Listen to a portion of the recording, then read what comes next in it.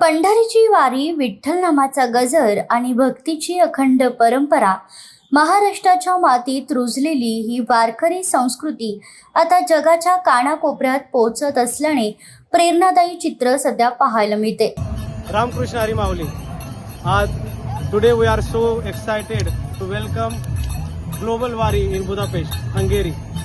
The 150 Indian community gathered today at Hero Square, iconic place you can see here, and we all are doing the Vitthal Gajar in Budapest.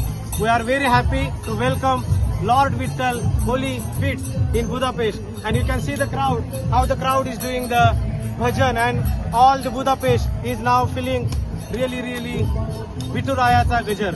It's like Pandari in Budapest. We are so happy and we are very feeling proud that we got the chance to do this puja in Budapest.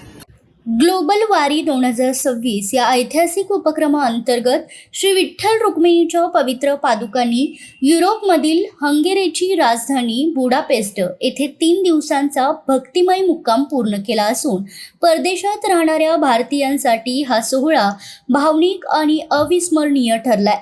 त्यामध्ये काही सातारा जिल्ह्यातील मंडळी हरिनामाचा गजर परदेशात करत आहेत. हंगेरीतील भारतीय भाविकांच्या घराघरात पादुकांचं पारंपरिक पद्धतीने स्वागत करण्यात आलं. मखर, रांगोळी, फुलांची सजावट, दीपप्रज्वलन, पूजा, आरती, हरिपाठ, अभंग आणि भजनातून संपूर्ण वातावरण विठ्ठलमय झालं. परदेशात राहूनही आपल्या संस्कृतीशी असलेली नाळ अधिक घट्ट करणारा हा सोहळा ठरलाय.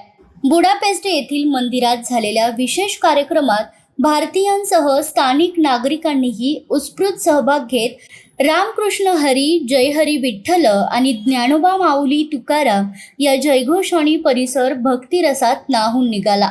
निरोपाच्या क्षणी अनेक भाविकांच्या डोळ्यात अश्रू आणि ओठांवर विठ्ठल नाम होतं. हंगेरीनंतर आता पवित्र पादुकांचे जॉर्जियाकडे प्रस्थान झाले असून युरोपमधील या प्रवासानंतर त्या भारतात परतणार आहेत.